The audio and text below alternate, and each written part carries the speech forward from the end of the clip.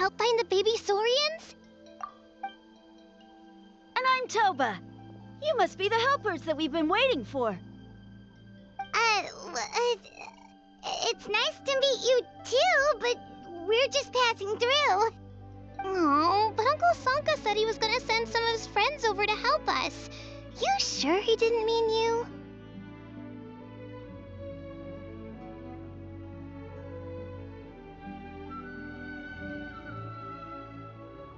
Yeah, sorry. Whatever this is about, it sounds like you've got the wrong end of the stick. Wrong end of the stick? Darn it! We've been tricked, Hoonie. I should have known that Glasses Guy was a con artist. What are we supposed to do about the baby Saurians now? Time's running out. It's okay, Hoonie. Don't worry. Why don't you tell us what happened with these baby Saurians, huh? There's been a lot of unrest in the tribe lately, and my dad's Saurian got injured. Her name's Nana, and she has 3 little babies. After what happened to Nana, her babies were so scared that they ran off and hid. If Nana is your dad's Saurian, why isn't he the one looking for them?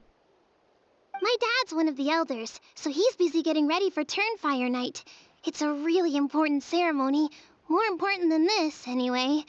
I didn't think it would take very long, but then that guy we ran into made us tell him loads of stories, and it wasted so much time.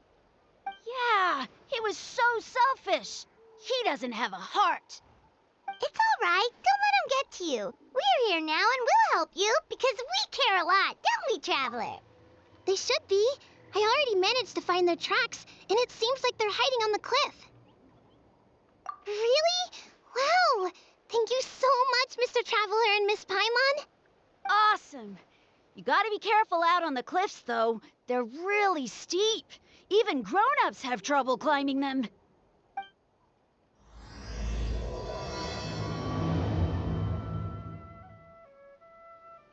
Goonie said the baby Saurians are on the cliff, so let's find a way up.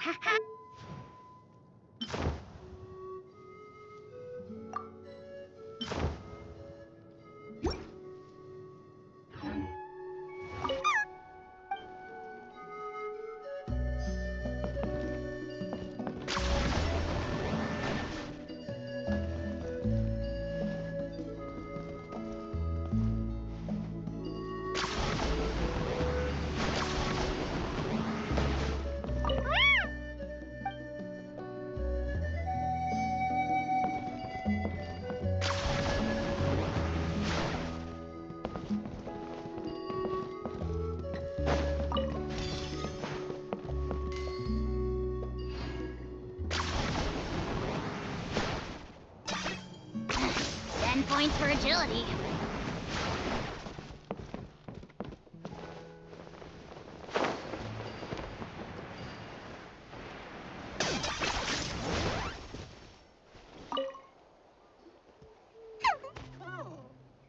We found them! Wait, but what's that other...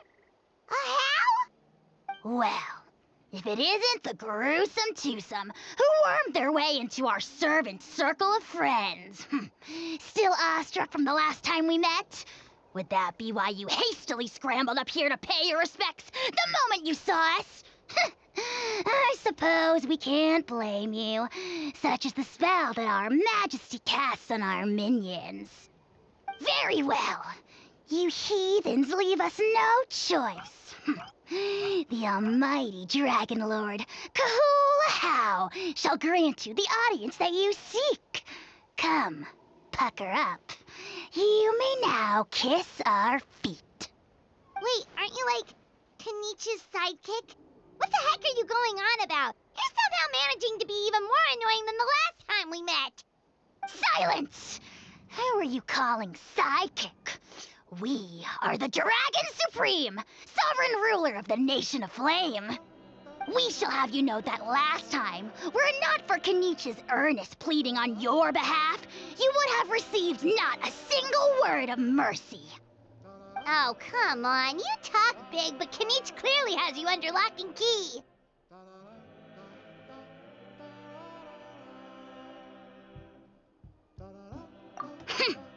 That's more like it. If you must know, our humble servant begged us to investigate an abyss incident near Huitztlan, and we chose to grant his request. Abyss incident? See this little lizard? Its mother, a medium-sized lizard, came under the influence of abyssal power. In her confusion, she attacked my servant's tribe, then assailed her own offspring. Yikes! So how is she doing now? She was but a lowly bug fighting against the power of the abyss. Naturally, she has departed for the Night Kingdom. Such a fragile creature. Apparently, she ended her struggle by leaping from a cliff. Leaping from a cliff? My dear anemic flying ant, as addled with questions as your head may be, please keep them to yourself and wipe that absurd expression off your face. We are the almighty Dragon Lord Kahula-How, not a wish-granting fountain. Anemic flying ant! Just you wait. Two can play at the ugly nickname game. We sense a faint abyssal energy. An evil sorcerer must be lurking nearby, but they are well hidden. If you encounter any suspicious outlanders, be sure to give them a robust interrogation. Suspicious outlanders? Wait, are you mocking us? Ha! How dare you cast aspersions on your ruler, heathen! You're just lucky that our servant has such vile taste in friends. Otherwise, we would beat you black and blue, and then purple, then black again! If you're not here to kiss my feet, then get out of my sight. Do not impede the work of the almighty Dragon Lord, Kahula-How! Potty mouth on that guy! Paimon is furious! Still, good to know about the abyss threat, huh? Wasn't expecting that. Let's not get sidetracked.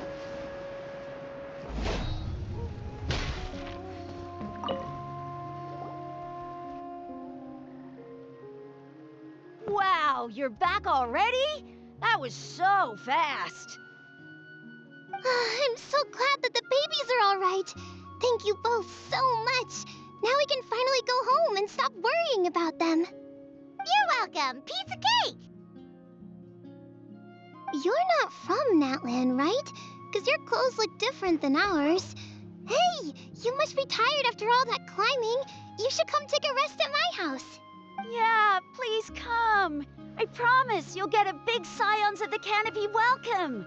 We love having guests, and you're really nice people. Not like Glasses Guy. By the sound of it, Glasses Guy wasn't from...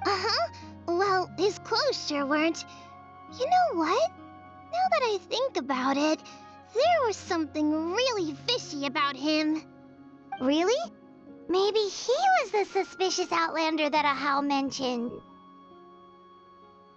Sure, if you're interested. Let me think. How did the conversation go? Oh, please, mister. I've told you so many stories already. When are you gonna help me find the baby Saurians? Just one more story. One more, I swear. Why don't you tell me? I heard that there was a huge transparent ball of fire that used to burn 500 years ago, 1,000 years ago, maybe even further back than that. Oh, you mean Turnfire. That's where the ancient name Mollypo comes from. Oh, wow. So it was the origin of an ancient name. There's a story behind every ancient name. The legend goes that the Turnfire first appeared in the era of the Grand Alliance. It was used by the tyrant Och Khan to rule over Natlan and oppress anyone who opposed him. Turnfire is different from normal fire. If you get set on fire with it, you'll feel horrible burning pain from behind you, but you won't die from it right away. And whatever you do, you mustn't turn back to look at it. Why? What happened? As soon as you turn around, poof! You get burned to a crisp. Well, good golly gee. I mean, it's one thing to singe someone's clothes, but burning people alive? That is a big no-no in my book. Right? How nasty is it to burn someone from behind and not even let them turn around to look? Ochcon really was an evil tyrant.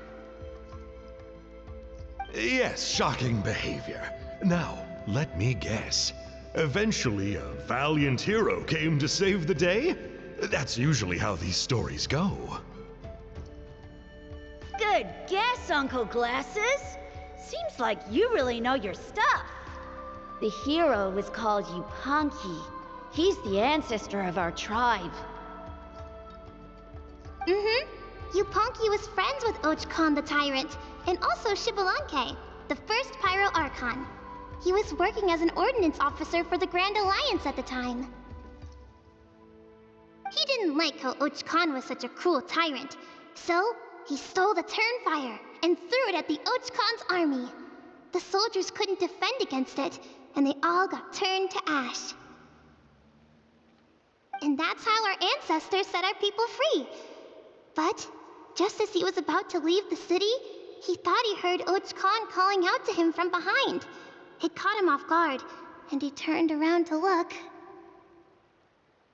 But Ochcon wasn't there. All he saw was a city burned black, an army in ruins, and giant flames reaching up into the sky. A split second later, the flames he saw burst out from inside his eyes and swallowed him up.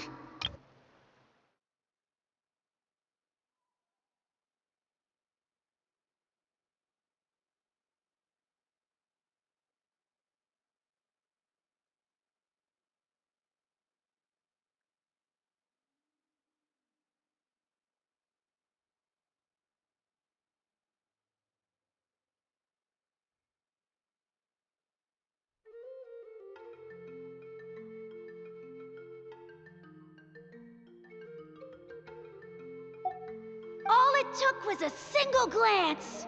As soon as he looked back, he was burned to a crisp. The question is, was this the price he paid for stealing the Turnfire? Nobody knows the answer. But the fire that consumed Yupanqui burned more fiercely than any other. It burned for 100 days until it burned a hole right through the ley lines. And then, the flame dropped into the deathly dark night kingdom, where it still burns to this day. The grown-ups say that it lights up the path that leads to the next life. But for the dead to be reborn, they have to accept the flames and be purified by the fire first. It's like a final look back at your life, where you have to answer for everything you did. Anyway, that's the story of Yupanqui's Turnfire. Ah, a fine parable indeed. So, is it true? Is it really possible to find this fire in the Night Kingdom? I don't know. I think it's just a story. Either way, I assume this name has been passed down in your tribe ever since? Sure has. It went to Burkina, the hero that we celebrate on Turnfire Night.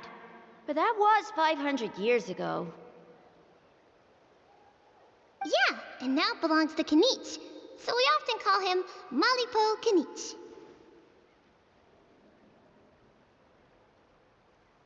Kinich, huh? All right, Uncle Glasses, that's enough stories. Now, can you please go find the baby saurians for us like you promised?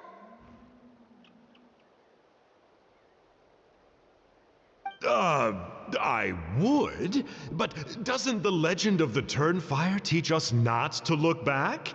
let's not go dredging up the past.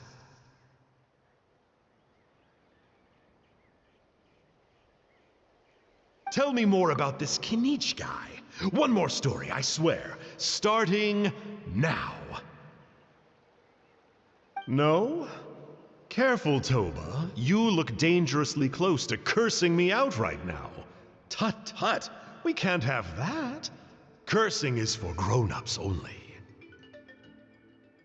Uncle, you'd better not be trying to trick us, or the Turnfire will get you when you die. How would it get me if I'm outside of Natland? Uncle Glasses isn't from here, you know. Unlike you. Huh? Wait, is that?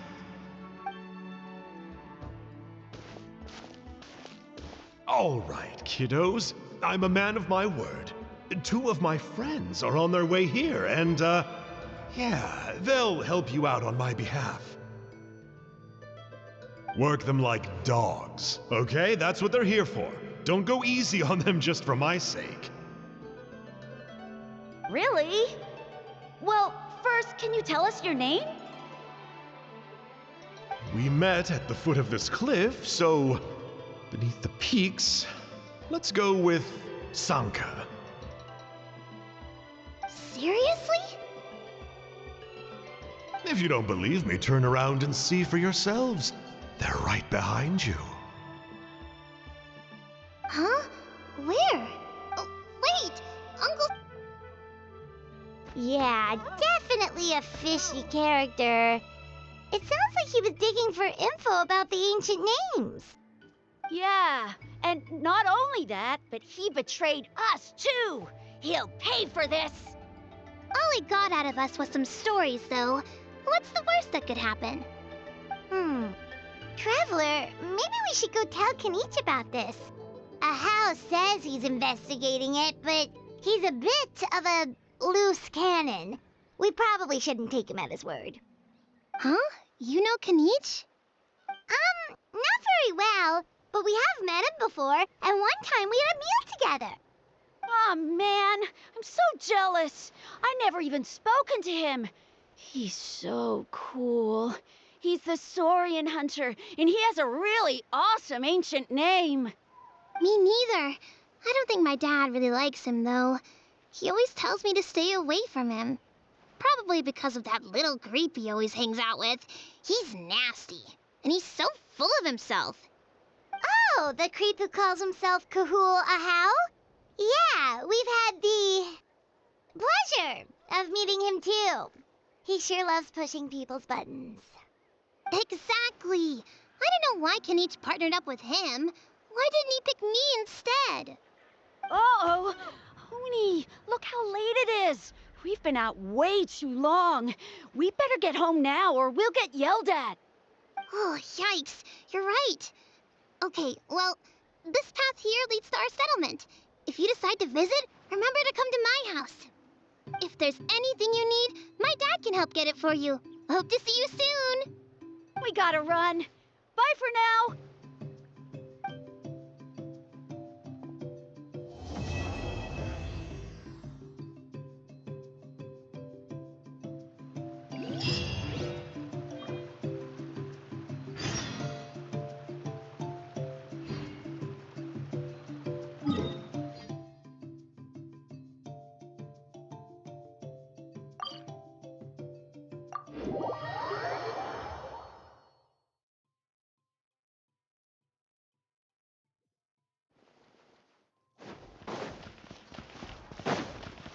Ad Astra Abyssosk.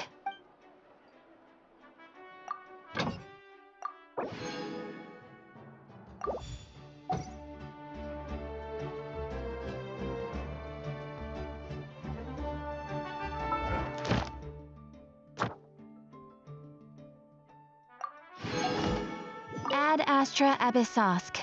Welcome to the Adventurers Guild. Thank you for completing.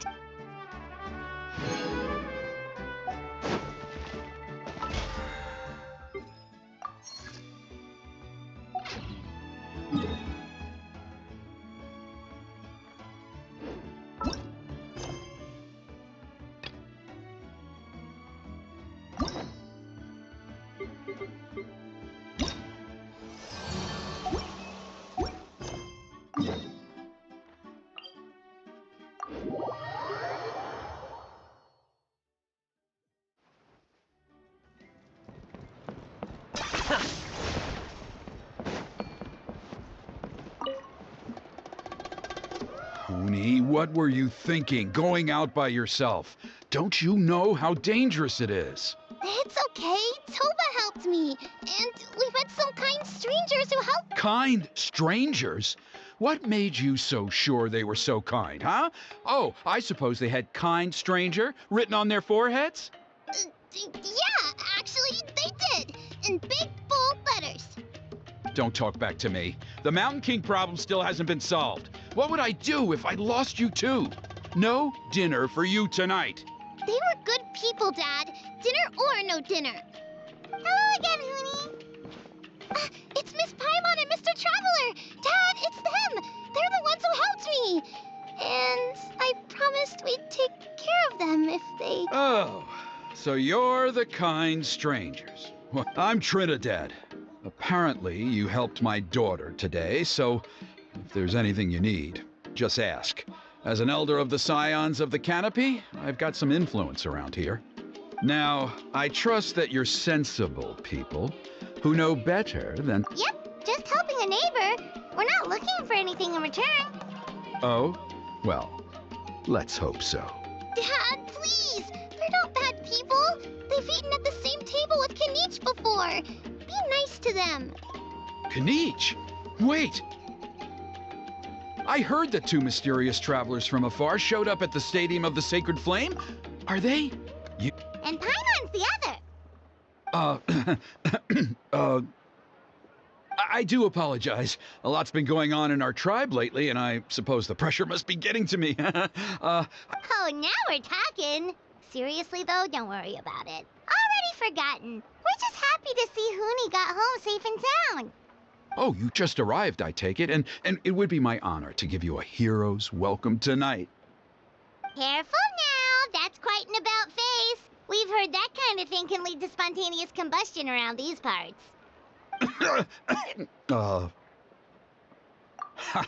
My dear traveler, you are very perceptive indeed. Go inside now, Huni. Dad's got some important business to discuss. Okay. Look after Mr. Traveler and Miss Paimon. They're very... Well, we'll hear you out, but we can't make any promises that we'll be able to help. Well, this is a matter of utmost importance. Please, allow me to explain. For many years, our tribe has celebrated the Turnfire Night. It is a traditional ceremony among the Scions of the Canopy in which we remember our ancestor, Burkina, and his companion, Kangamato, the Mountain King. Burkina was a hero who bore the ancient name Malipo, and Kangamato was a powerful Yupanqui warrior. Together, they fought against the Abyss. They were victorious, but it came at a great cost. Burkina paid with his life. The Mountain King survived, but was contaminated by the Abyss, and he remains in hibernation to this day. Normally, Yupanqui never live longer than a century. It is possible that the abyssal power is responsible for his unnaturally long lifespan. Oh, that's right. The Mountain King is a living symbol of our glory, but even this glory comes at a price. The abyssal power inside him is highly sensitive, and when it is disturbed, he awakens and flies into a blind rage, attacking anything that moves. So, besides the ceremony, another important part of Turnfire Night each year is cleansing the abyssal power inside the Mountain King so that he will remain sound asleep. However, Abyss-related incidents have been on the rise in that land lately, as I'm sure you're both aware. As a result, it has become increasingly difficult to keep the Mountain King in hibernation. Only 5 months have passed since the last Turnfire Night, and he's already showing signs of instability. Has he woken up again? He has. We managed to contain the situation by performing a makeshift ceremony right away, but it was a close call. He could reawaken at any moment. Also, he attacked and wounded my companion, Nana, during the ceremony. She became contaminated by the abyss as a result, and... We heard. Such a tragedy. We're really... Yes, and Nana wasn't the first. Anyway, right now we're preparing for an exceptional Turnfire night ceremony, and we need to find a suitable flame bearer. From what I've heard about your...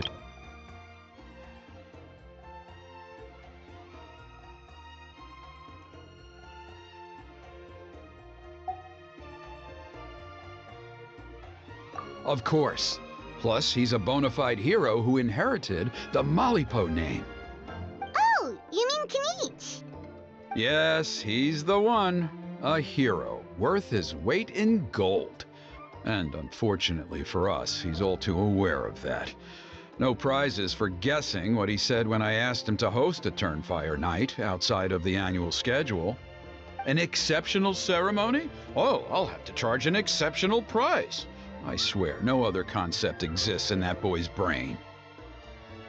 I'm not the one to usually talk about people behind their backs, but I'm convinced the Wyub got hit on the head and took a wrong turn the day it chose to give that ancient name to him. I mean, have you ever heard of a hero whose mantra is, "What's your asking price?" Oh, and don't get me started on that insufferable Ahau he hangs around with. Thinks he's God's gift to mankind. Pompous fool. Yeah, Paimon has to agree on that last part. Anyway, the fact is, the ceremony can just as easily be done without him as long as we can find someone else. And besides, you two seem like much wonderful! I can't thank you enough. Huni was right about you. You have kindness in your hearts. Come with me to the other side of the mountain. I'll bring you up to speed on each step of the ceremony. Us experienced warriors...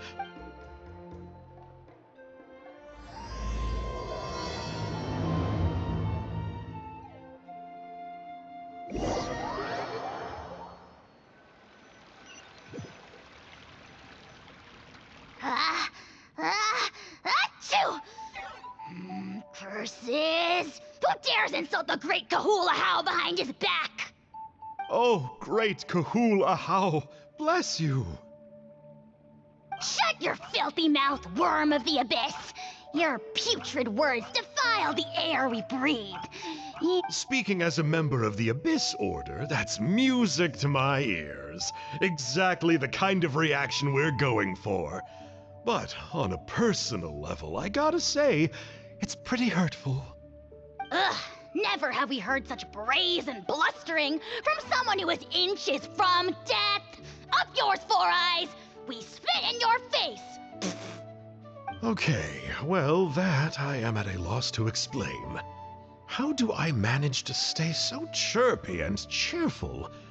I can only guess it's some kind of powerful magic. But I digress. Mr. Kinich, I admit it, you, sir, are a legendary hunter. Still, the only reason you caught me is that I was reluctant to run away.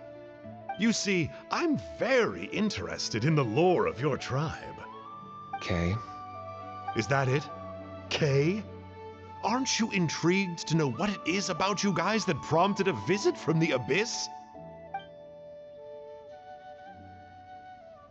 It's the extreme sports! The other day, I narrowly avoided getting hit by a very brave soul who just leaped off a cliff. I think you call it bungee jumping? Anyway, I was very impressed. That is what I call embracing the spirit of adventure. Look, I even did a painting inspired by the bravery and freedom of the Scions of the Canopy. You scum-sucking swine! I swear, if you go bungee jumping, it'll be without a rope! Head first off the tallest cliff, with a band of hunters on your tail, and nowhere left to run, and a bottomless cesspit waiting for you on the ground. You say that, but I get the sense that Mr. Kinich isn't planning to take my life right now. On top of that, I'm tired of spying on you from afar. So why don't we just negotiate a comfortable operating distance that works for both? I've heard that the most important thing in human relationships is to respect each other's boundaries. What do you say, Mr. Or you could tell me what it is you're really after. What? And then I'll name my price.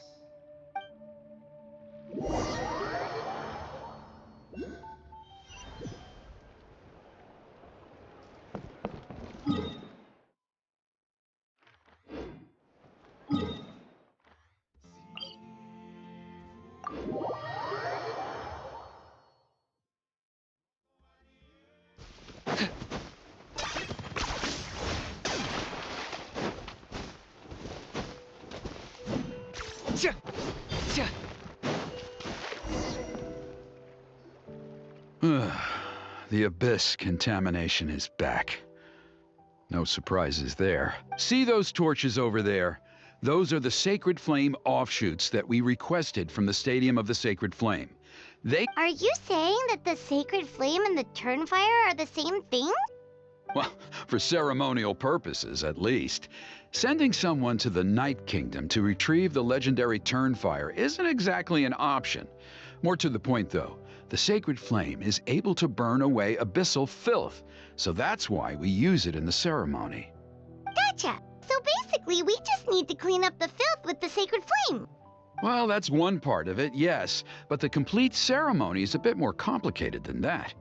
First, the flame bearer must collect a kindling of the sacred flame from the starting point, then use a grappling hook to fly up into the sky and light each of the sacred flame pillars.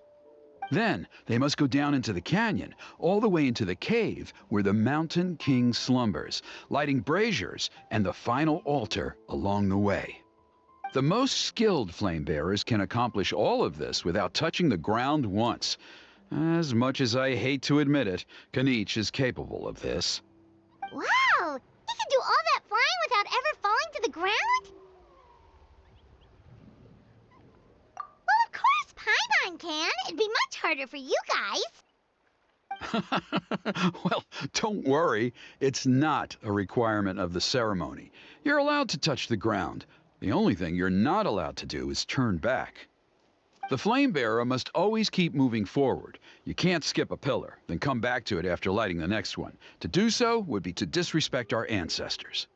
So, what actually happens if you do turn back?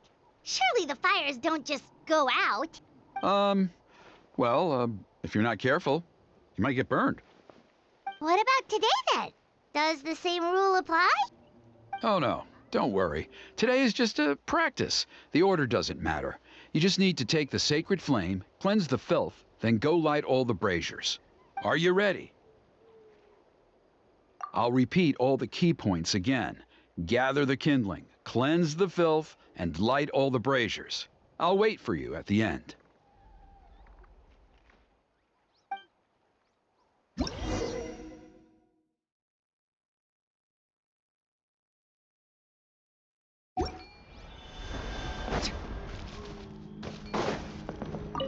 Alright, let's use this kindling to complete our mission. There's abyssal filth over there. Let's burn it away with the sacred flame.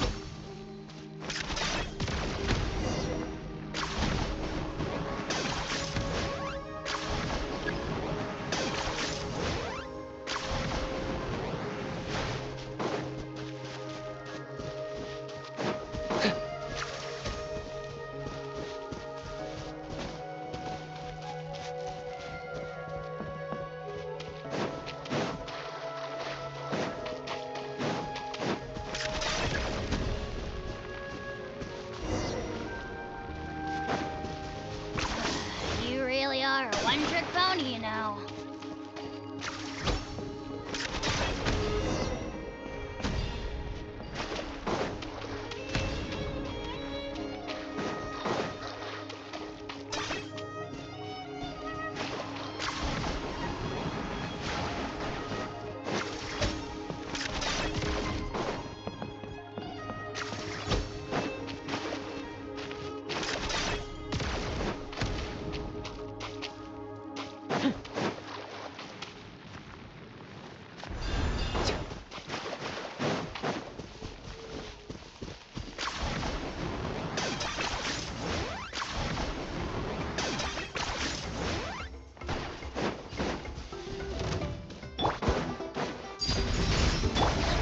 One with nature.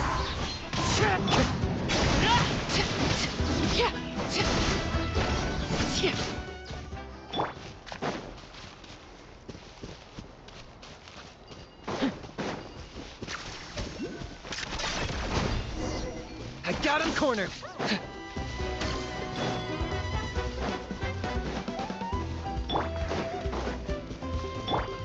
Laid bare.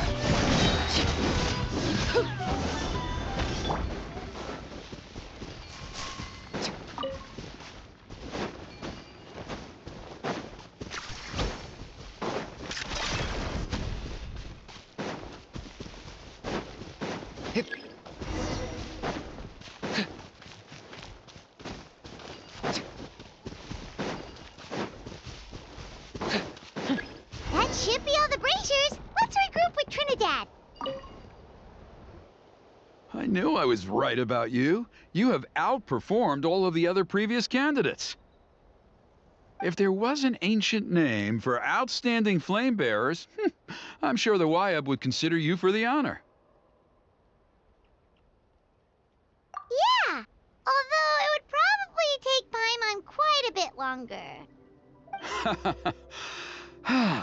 All right, now there's still a few days left until the ceremony, and I should probably get back so I can inform the chief and the other elders that I have found the flame bearer we need. Oh, you mean they've still got to sign off on it? Some of them are still hoping we can come to an agreement with Kinich, but that's only because they haven't seen you in action. Still, I'm the one responsible for securing a flame bearer, and my recommendation is you. Just for Paimon's own peace of mind, are you... See that place over there? There was a time, long before the age of Burkina and the Mountain King, when we, Scions of the Canopy, called that our home. After a period of upheaval, our ancestors were forced to move away. Now, it has become a place where our youths go to develop courage and kindle a spirit of adventure. If we fail to keep the threat posed by the Mountain King at bay, it might not be long before we have to move again and find a new home. So, to answer your question, I think everyone will agree that you are the right choice. Fair enough. Desperate times call for desperate measures. I'll need you to drop by my place at some point before the ceremony, if that's... Okay, see you later then. You have my gratitude. We've helped out with a lot of other local festivals before, but this one feels a little different. Anyway, let's take a break before heading back to Trinidad's place.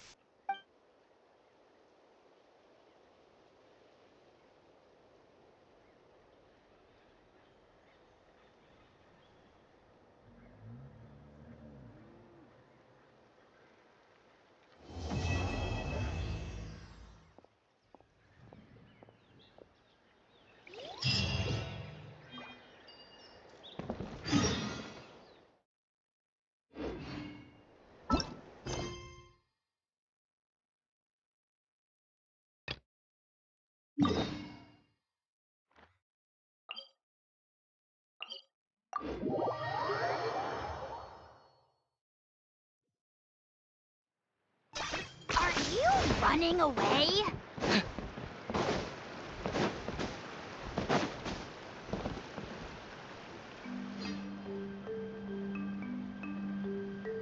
Traveler? Paimon? Kinich! Fancy meeting you here. We've actually been... I'll get straight to the point. I hear you accepted a proposal from Elder Trinidad. Oh, the, Turnfire Knight, you mean. You were still his first choice. It's just... Oh, jeez. It's not what it looks like, promise. Chill, it's cool. I only mention it because there's something you should know. And I suspect Elder Trinidad hasn't been completely forthcoming with you. His true intention is to resolve the Mountain King problem once and for all. Once and for all? You mean this'll be the last Turnfire Knight ever? That's right. He wants to use you to send the Mountain King to the Night Kingdom. To the Night Kingdom? You mean... To his death. Whoa, whoa, whoa, are you serious right now? You shouldn't go blurting out accusations like that. Too blunt? Okay. I'll phrase it more gently. There is potentially a possibility that Elder Trinidad may be hoping that during the course of the ceremony, you kill the Mountain King dead. But that's ridiculous! He told us the Mountain King is a living symbol of your tribe's glory! And that glory comes at a price. Oh, that's right. The Mountain King is a living symbol of our glory, but even this glory comes at a price. Ah, yes, and Nana wasn't the first.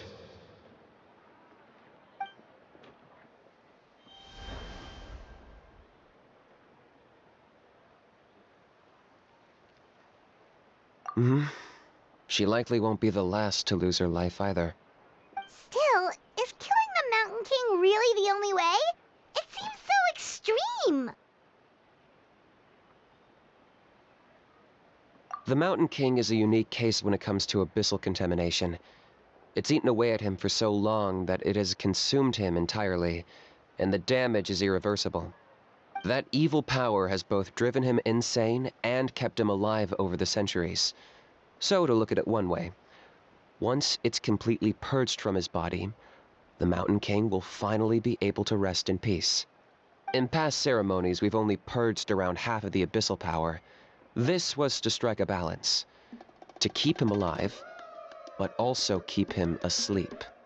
Trinidad didn't say anything about how much power he wanted us to purge, but he did say there were some more details to go over before the ceremony.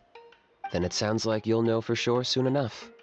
If he really asks us to kill the Mountain King, what should we do? I know this must come as quite a shock, so I suggest you act like you didn't hear anything for now. But would you have time to visit the chief after your meeting with Elder Trinidad? I'd like to make a deal with you. What kind of deal? One that comes at a very reasonable price. I'm good.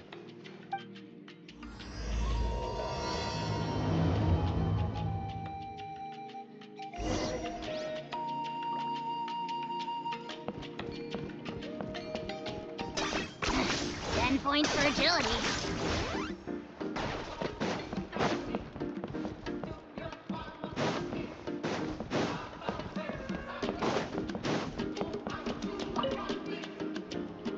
Ah, mighty Outlanders, you have returned. Did you have a good rest? It was, pretty good, yeah. Glad to hear it. Things are progressing very smoothly on my end. Many of the elders have heard of your heroic deeds, including the chief. They all speak very favorably of you. There are still those who insist that the ceremony should be performed by the bearer of the Malipo name. But they're just stuck in the past. We need to move with the times. Plus, Kinich doesn't want to do it anyway. Exactly. So, now, it's time for us to discuss the finer details of the ceremony. We covered the fire lighting part of the proceedings yesterday. The next part is the purification of the... It's quite simple. You just need to use the sacred flame. We've done it plenty of times before, and it's always very routine. I'm sure you won't have any problems. One point I'd like to stress, though, is that you need to burn away as much of the abyssal energy as you possibly can. The more we dispel, the longer the Mountain King will remain asleep. Asleep, huh? Precisely. In previous years, the Flame Bearer has often been unable to dispel a sufficient amount of abyssal energy. That's the only reason why we have to perform the ceremony on a regular basis. But I understand that you have a lot of experience fighting against the Abyss, and you seemed to wield the sacred flame quite effortlessly yesterday. With your help, I'm optimistic this time we can dispel all the remaining abyssal energy from the Mountain King's body, freeing us from this ever-looming threat for many years to come. Traveler? So this doesn't faze you at all, huh? You clearly have a lot of confidence in yourself. If that's all you really need to know, the ceremony's in 3 days. I'll come and fetch you when we're ready. In the meantime, feel free to take a look around our settlement. It would mean a lot to the elders if you got to know some of our people. And if you wouldn't mind helping them out with a few errands here and there, that would be even better. So now we have... Just a humble suggestion, that's all. It will help you gain the respect of our people, and as a mighty hero, I truly believe that's what you deserve. I'll be sticking around for the next few days, so if you have any questions... Seems like Kinich was right. We should go meet up with him right away.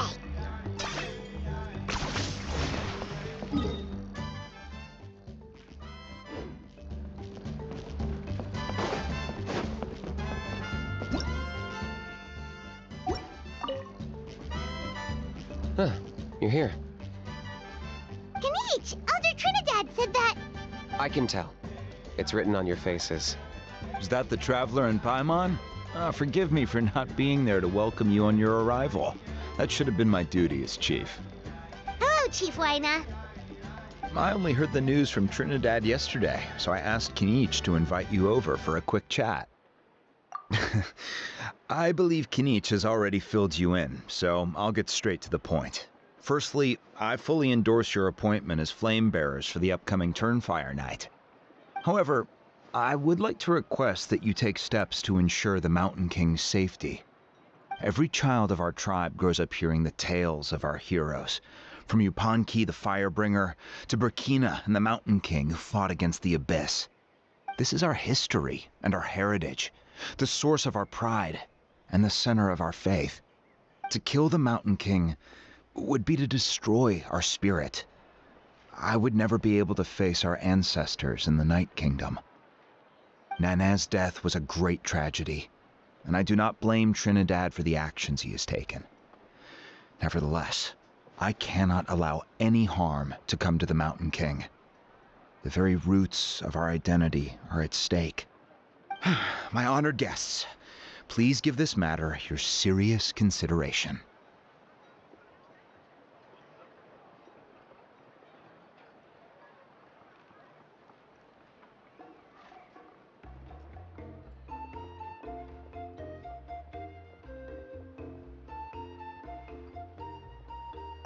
Perhaps there is, but despite all our attempts to contain the situation over the years, we've not found it.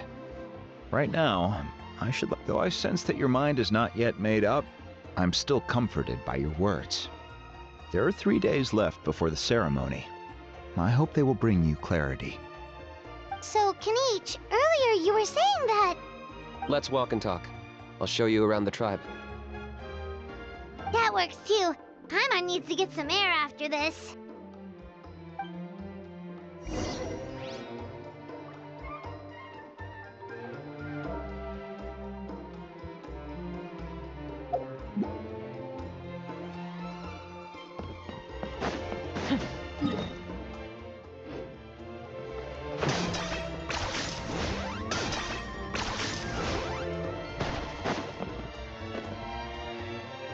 Kinich, Paimon finally understands why you turned Trinidad down. You knew what he was planning, didn't you? That's why you didn't want to— Double-edged sword is right. But my response wasn't merely an excuse. To solve this exceptional problem, an exceptional price must be paid. I'm working on it. Really? Well, come on then, let's hear it! In a moment. Didn't you have a question you were about to ask me? Oh yeah. What was it again? Oh, right! We need to talk about how he's I agree that he has a problem. He needs disciplining, so I hired him a teacher. You got him a teacher? Oh, Paimon would love to see him get scolded for bad behavior. Anyway, moving on. When we ran into a How, he said you— Yes, that's the angle I've been working on. I'm a Saurian hunter, but I occasionally hunt the Abyss, too. One time I was pursuing some purple demonic dogs when I accidentally entered a hidden space. I did some research after the fact. Apparently they're known as beastly rifts, and there are many of them of all different sizes. That's where those purple dogs were coming from. So, if we can locate one of these beastly rifts, clear the monsters out, and move the Mountain King inside, he'd be able to continue living, but without posing a threat to the tribe. Whoa, that sounds kinda crazy. Would it really work? It's not without its risks, of course. There's a lot of unknowns in the equation. For instance, for all we know, a prolonged period inside the rift could make the Mountain King's condition worse. Still, We desperately need something like this, even just as a temporary measure. You've seen the conflict the issue is causing in our tribe for yourselves, and believe me, it's been a long time coming. The chief is adamant about keeping the Mountain King alive, whatever happens. Paimon can understand. It's less about the Mountain King and more about preserving your culture and heritage. Yes, but on the flip side, you've got people like Elder Trinidad, who is more concerned about protecting the people he cares about now and into the future. And he has every right to take that view. No one can seriously tell them that's a fair trade. You're right. There's no easy answers here. Let's leave that to one side for a moment and assume we go with your plan. How do you actually intend to find one of these beastly rifts? Because at least in our experience, the dogs open the rifts when they want to attack us, not the other way around. I think I know a way. You have any better ideas? Not at the moment, but it just feels like using the power of the Abyss for our own ends isn't gonna end well. After all, the Abyss is what turned the Mountain King into a monster in the first place. People are gonna think you've lost your marbles. If it doesn't end well, then that's the price we pay. Everything in the world comes at a price. Even when Yupanqui, the Firebringer, stole the Turnfire, it cost him dearly. The Mountain King's erratic outbursts have brought tensions within the tribe to a boiling point. Unless this gets resolved quickly, everyone will be stuck in a stalemate. All right. So what's this deal you wanted to make with us? We're hardly... All I need you to do is keep people away from me. I'm getting harassed on a daily basis by people trying to convince me to be the flame bearer. I can't afford to waste all my energy dealing with them. If you help me out, there'll be a gift for you in return. Ooh, what kind of gift? Something well worth your while, I'd say. Just keep doing what you've been doing. Integrate yourself with the tribespeople, so everyone comes to terms with the fact that we have a new flame bearer. That way, I won't have an endless stream of people coming to beg me to join the ceremony, and I can focus on finding a way to summon the beastly rift. Then, when the day of the ceremony comes, we'll move the Mountain King into his new home. Still sounds pretty crazy. Even for a daredevil like you, that's dangerous. And even if it works, what if neither Chief Lina nor Elder Trinidad are happy with it? Have you thought about what you'd do then? At least the two of them would finally be on the same side of the issue, leaving only me on the opposing side. The tribe needs leaders like them far more than a Saurian hunter for hire like me. Can I take that to mean that we have a deal? For sure. And who knows, maybe we'll come up with an even better solution to all of this in the next couple of days. Great. Well, for the next couple of days, please spend some time among the tribe and lend a hand wherever you can. I'm sure everyone will be swept off their feet when they meet our new flame bearer.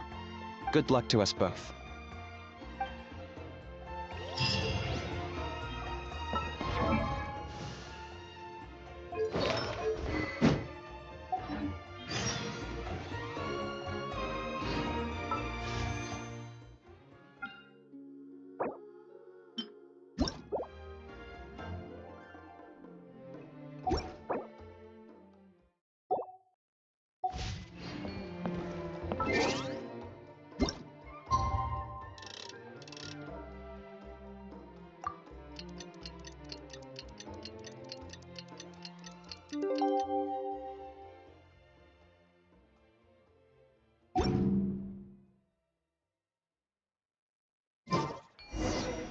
Okay, task for the day.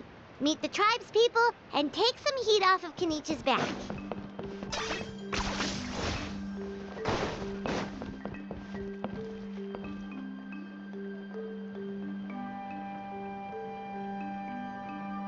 Hoonie, how can you call the Mountain King a monster?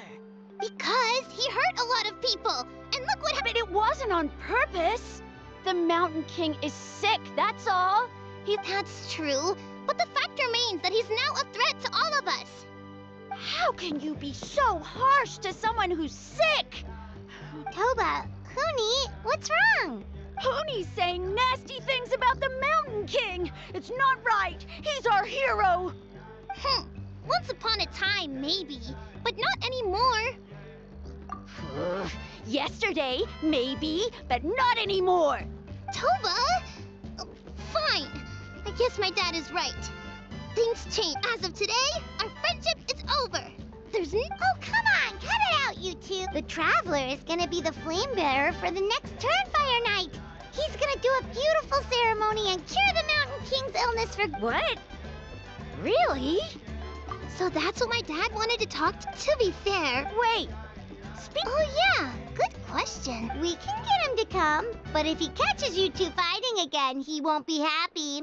He'll be sure to give you both a piece of his mind. No, we can't let that happen. I've never even spoken to him before. I can't afford to make such a bad first impression. I didn't mean to argue with Toba. All I said was that the Mountain King has done some pretty bad things. He was the one who turned it into a fight. Yeah, if you weren't friends, there's no way Toba would have come to look for the baby Saurians with you. All right. Well, because it's the Traveler and Paimon and Kinich, I'm sorry, Toba. I'm sorry for all the mean things I said about the Mountain King. Dad just really misses Nana, and I was really upset that she's... Huh? Oh. I shouldn't have spoken to you the way I... That's more like it. Guess so. Toba, I'd better go buy some colored cloth for my dad now. He needs it for Turnfire night. Let's play again. See you, Toba. See you, Traveler and Okay. I'll head home as well then. See you next time.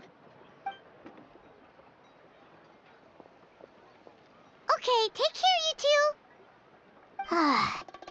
Even though they said they're sorry, let's just hope we can solve this once and for all. Come on, let's move on.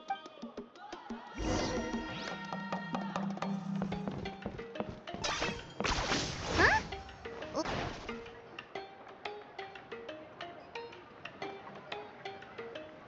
Hey there! What's happening here? A rehearsal for the Turnfire Night dance. Ooh, there's a dance involved? Paimon wants to learn too! You don't know it? Ah, I guess you're not from these parts, huh? It's rare to see a new face around the tribe these days. Why do you say that? Because of the Turnfire Night, of course. The Mountain King could wake up at any time. That's why we're holding an emergency ceremony. This isn't one of those fun and games festivals. For outsiders, it might even be a little dangerous. Well, did you know that the Flame Bearer this time is actually gonna be an outsider? Oh, I did hear about that. It's a first for sure. I would have loved to meet them in person. What?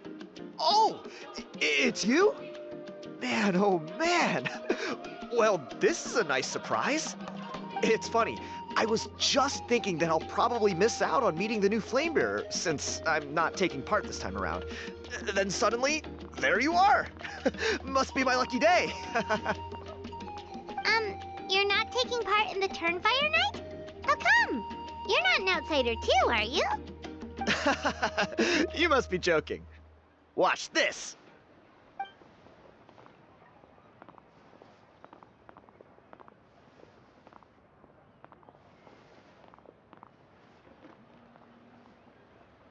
Not bad, right? Yeah, I'm considered one of the better-looking guys who dances beneath the pillars of the sacred flame. Been doing it a few years. Always gets the ladies out to watch. Oh, very impressive. So why'd you quit? Well, I feel like the whole Mountain King situation is getting more and more precarious. It's just not safe here anymore. One of our elders' Saurian companions even lost her life not long ago. The question is, what are we going to do about this in the long term? But our leaders don't have any answers for us. They're probably too busy fighting about it amongst themselves. The way things are going, it's only a matter of time before it gets violent. So I figured, you know what? Now's as good a time as any to get away for a little while. Go do some exploring. You look a little disappointed. Disappointed? Nah, it's a great opportunity to go see the world. As every male scion of the Canopy knows, wherever you are and wherever you go, the only way is forwards. We take... I managed to get in touch with the Saurian Relics Association. They gave me a simple test. Find a decent quality relic, and they'll make me a member. What's the Saurian Relics Association? You've never heard of it? It's a group of amateur history enthusiasts who do research on the ancient Saurian era. They're all about collecting relics and remnants from that age. Speaking of which, the guy who was Flamebearer before you, I've heard that his Saurian buddy comes from that time. A how? A how's a relic from an ancient Saurian civilization? Oh, yeah, him. So you know those two already, huh? Then, do you know how they met? It was deep inside some mysterious ruin, and they signed a contract there. The association folks say that the kind of contract usually comes with a huge hidden cost. Really? That sounds ominous. Who knows? But if it's true, Kinich can probably handle it. He knows what he's doing with weighing up contracts and costs and stuff.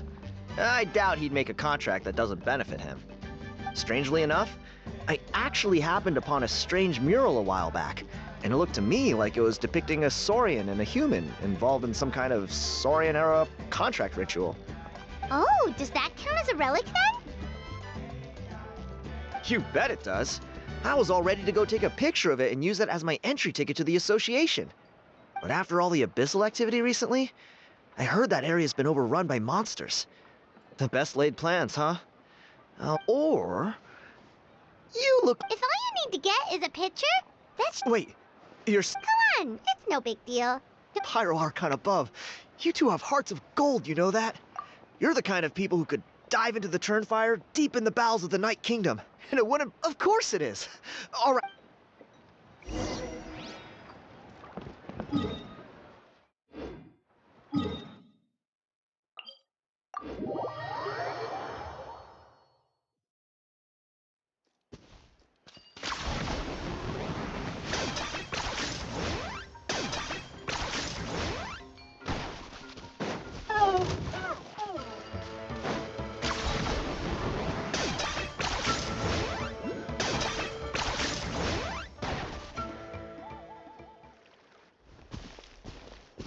There it is.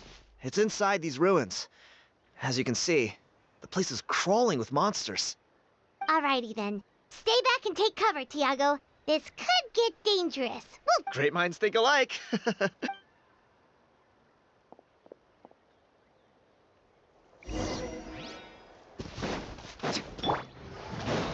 Transfix! The wind knows it. Let her rip! Target acquired.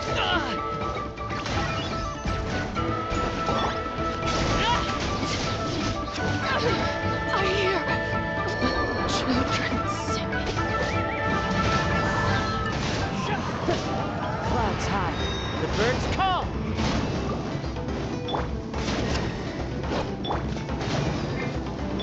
Shabam! Clear the area! Sorry, I pushed myself too hard.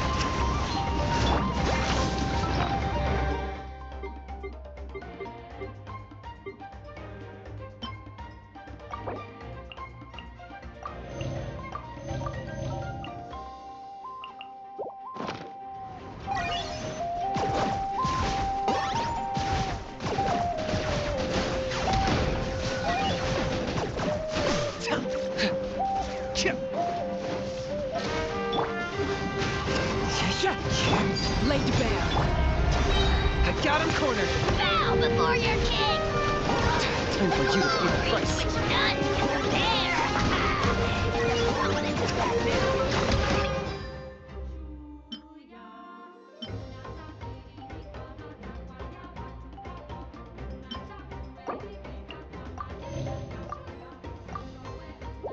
Easily insect! One with nature. Target acquired.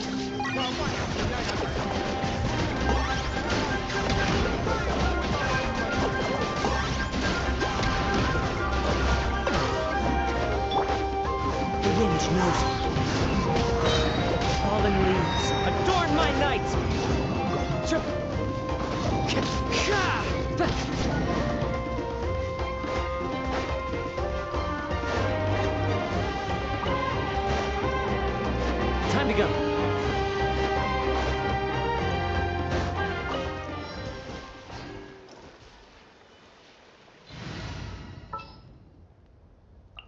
The pleasure is all mine.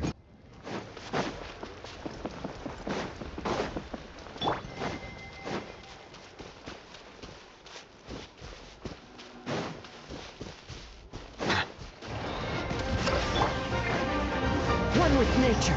Yeah.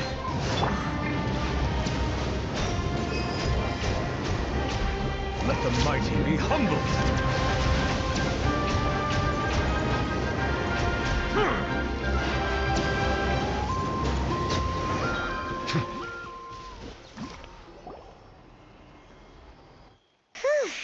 That should be the last of them. It's a good thing Tiago had the sense to stay in his hiding place, or things could have gotten really hairy for him. Hey, look! That's gotta be it, right? Definitely looks like a mural.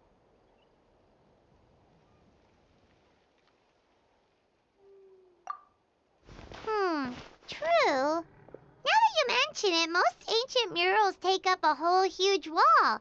This looks more like someone with a paintbrush got bored and started doodling. It does match the story he told us, though. There's a Saurian and a human. So, is that supposed to be what an ancient contract ritual looked like? Whatever. We're not here to decipher it. Just photograph it.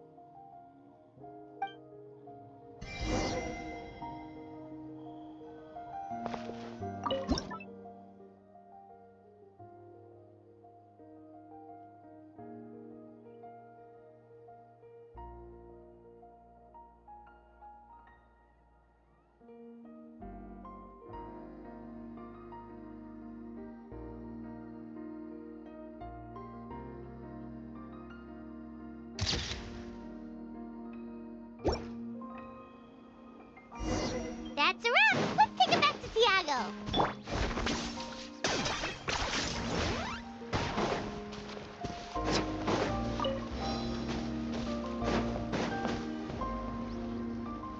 You've been robbed? Oh, Ponche. And I thought my luck was bad. Oh.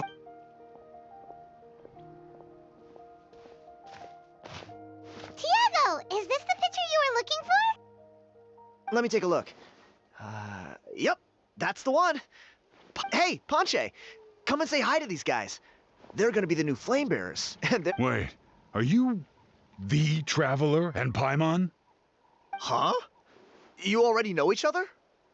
I don't think so. My nephew Toba's been telling everyone about you. He says you're crazy strong, super friendly, that you helped him out, and that you're gonna be our flame bearers this Turnfire night. Oh, so you're Toba's uncle. Great to meet you, sir. Sounds like we managed to make a bit of a name for our... Toba's not wrong, my friend. These two are honestly some of the nicest, most... Really? All I want... Allow me to explain. Ponche is a well-known scholar within our tribe, author of... I spent years of my life on the word Malipo alone. I covered at least 5 different interpretations. It was an unparalleled masterpiece. And now it's all gone. That little goon ambushed me during my morning walk. He snapped... That book was everything to him. It's like they robbed him of his soul when they took it.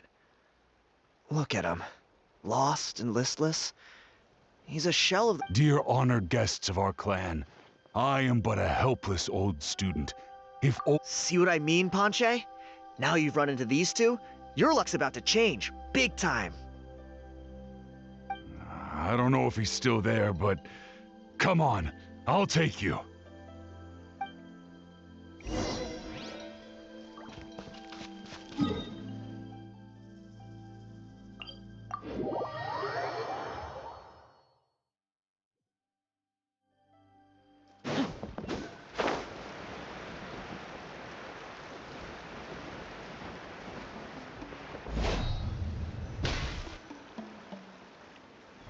Hey! You... What do you want now, you old bum? God, you're a waste of space. Prepare to get shoved butt first into... Oh, what's this? Eat dirt, suckers!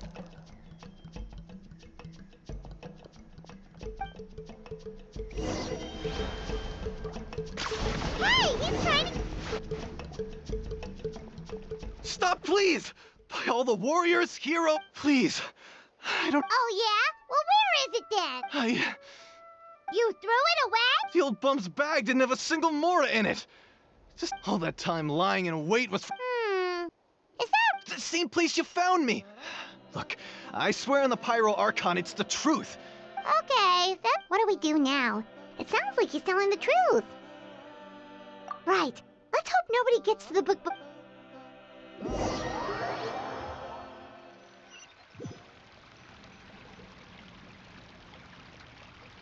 Although the Turnfire is a heroic symbol in Huitztlan, it always comes with the more ominous implication of eventual tragedy. This holds true for all bearers of this ancient name in recorded history. Each one of them died of non-natural causes, as if the specter of the Turnfire was always lurking in the background. This appears to suggest the existence of some higher power that is always watching the name-bearer, examining their actions, and eventually demanding payment in return. Yupanqui's Turnfire. What an incredible work on ancient name philology! Let me see, the author is... Ponche. Nice. A gentleman and a scholar. Silence, book muncher. The great Kahula will suffer your droning voice no longer. Do you truly find no joy at all in perusing such rich historical records? Joy? What joy is there in this pointless drivel?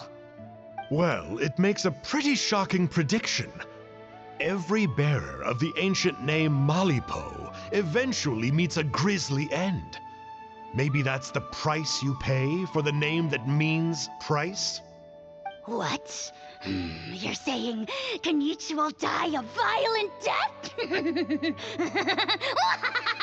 So I'll finally get to take over his body? When will that glorious day arrive? The great Kahula demands to know! Wow, you are just irredeemable, aren't you? An agent of chaos down to the core. You make us Abyss Order folks look like saints in comparison. Silence, maggot! To presume that anyone compares your kind with the great Kahula is sheer vanity. And if that day ever comes, oh, your doom will soon follow. You don't need to lecture me about doomsday. Here's what I know, based on countless historical texts. All civilizations will be reduced to rubble by the passage of time. From ancient kingdoms, to heavenly thrones, to worlds beyond, there are no exceptions. But from the ruins of every civilization, the dust will rise and never settle, thus transcending the confines of time. That dust is what we call a civilization's spirit. And you, great Kahula How, are one such speck of dust from a bygone age. I've paid dearly for the chance to observe you up close. Now, let me take a good look at you. We'll see whether any memories of that age still remain inside you.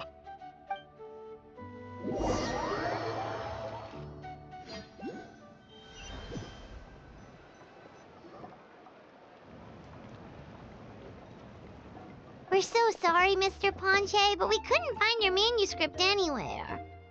Does that mean all of my hard work was for nothing? You gotta stay positive, Ponche. You might have lost the book, but the brains behind it are still intact. Surely you remember the main points at least? The whole reason I worked so hard to get it finished before the Turnfire night, well, not exactly. Oh, really? I think the key to all of this lies in the power of Malipo.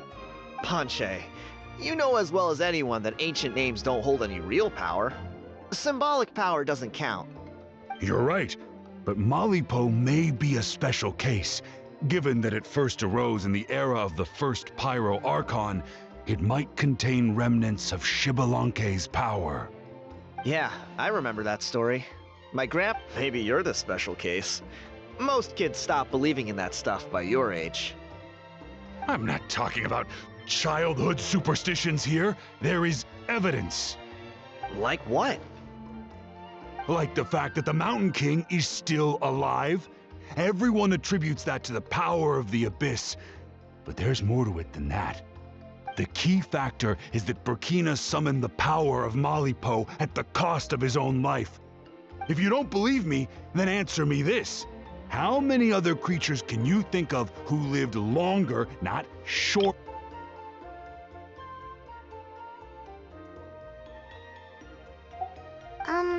Traveler, different situation but similar idea. Doesn't this remind you of the hilly... So, I came to the conclusion that Malipo must refer to some mysterious ritual involving a tit-for-tat exchange. It began with the first Pyro Archon, fell with the Grand Alliance, then was buried in the Night Kingdom. And now, it awaits the call of its new bearer. Hey. Sorry to interrupt, Ponche, but you seem to be getting a little overexcited. I'm sorry. I was originally planning on presenting my findings to Kinich. I'd hoped he would be attending the upcoming ceremony. Sounds to me like you dreamed up one fanciful theory to support another. Kinich, what are you doing here? I more or less finished what I was doing, so I came to have a quick catch-up. Now a good time? Kinich! I'm onto something. I haven't worked out all the details, but you have to attend the Turnfire night. So Mr. Ponche here has done a lot of research on the history of the Turnfire, and thinks he might have found a way for you to solve the problem. I'll be there, Ponche. Let's go.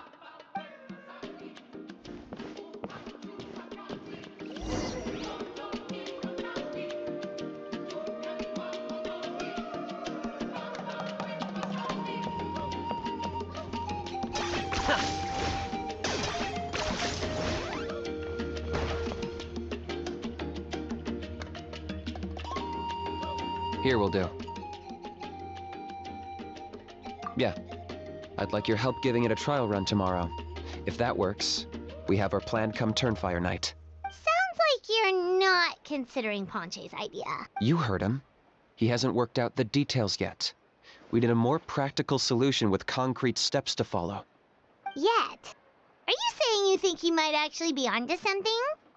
I think it's possible, based on something I know about the war 500 years ago. Burkina didn't fall to the Abyss. He was killed by the Mountain King in an episode of madness. In his final moments, Burkina made the fateful decision to not fight back, and instead pass his blood and power on to the Mountain King. Maybe he thought the Mountain King was stronger than him, and more valuable to the tribe. Or maybe it was just out of loyalty to his friend. Either way, I can believe the Turnfire was involved. Whether you think his sacrifice triggered it, or his fate was sealed from the moment he took the Malipo name, it makes sense to me. How can you drop these truth bombs with such a straight face? This is what I've gleaned from my many interactions with the Mountain King. His mind is so disordered. It took some time to piece it all together. The story Elder Trinidad told you was the more palatable version of events. The truth is even darker. The Mountain King's mind isn't just disordered. He is suffering and feels great shame. What? Then what should we do? Should we grant him his wish? Of course not. We should help him move to a new home. It's the only practical solution. The Mountain King is a hero to my tribe. An object of worship, even. Ending his life would be like desecrating a statue. Still, he's been the cause of multiple disasters, and we can't afford to have any more. Ugh. Practical solutions hurt Paimon's brain. Can we follow our hearts next time? Then let's break for the day.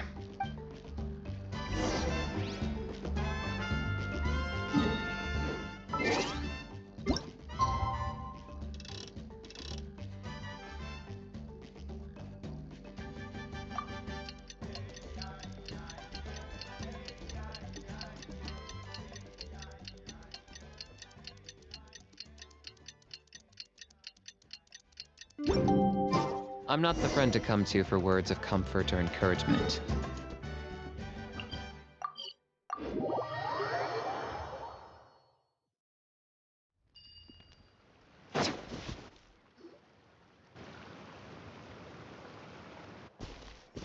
You're here.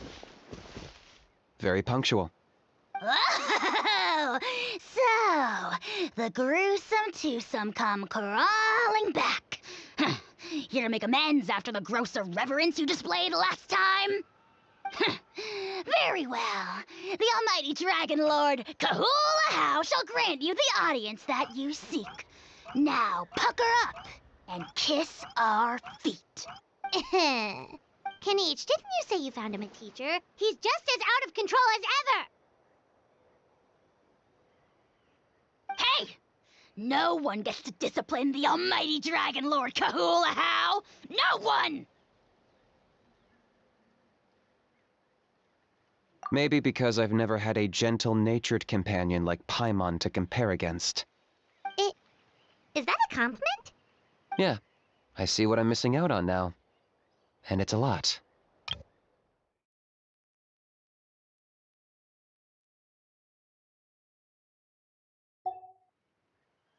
Kinich! We could drown this measly flying ant in one droplet of spit! How dare you compare her to the almighty Dragon Lord Kahula? Oh, just wait till I possess your dead body! I will commit heinous atrocities! Tear down your legacy! Destroy your reputation! Wreak havoc on your...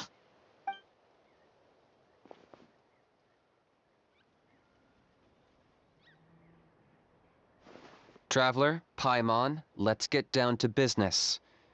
Once we've opened the beastly rift, you're welcome to toss a how in there for a couple of days. With...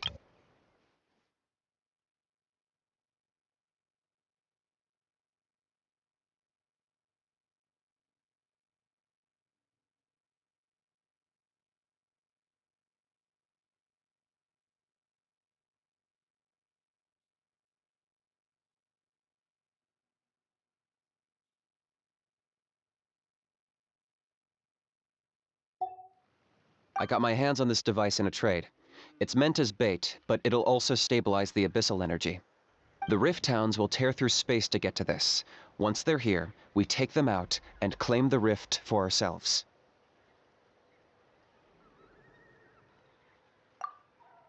You'll find out soon enough. First, let's try this out.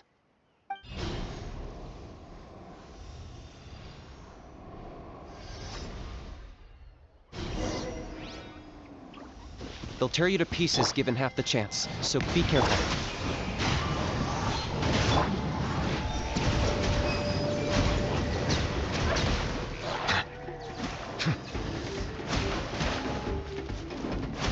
Bow your head. Into the wind.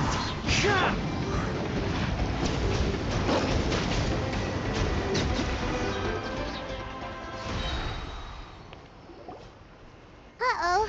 Are there even bigger ones on the way? You see, Kinich? I'm a man of my word. In fact, I'd say I under-promised and over-delivered. I take it this is your true form? Now that our deal is complete, it's time to start the next phase of our relationship. I made a promise to the great Kahula, and now I'm here to seize your body for his cliché, I know. The hero's trusted partner sells him out to the abyss in a shocking act of betrayal. Cue bad guy speech and drawn-out death sequence. Huh? Angel? Huh? Huh? What are you two doing here? Oh, Mr. Kinich, this is not what we agreed on! Traveler, this is the gift I got you. I know you're looking for intel on the Abyss Order, so I thought he might be of use to you. But it looks like you've already met.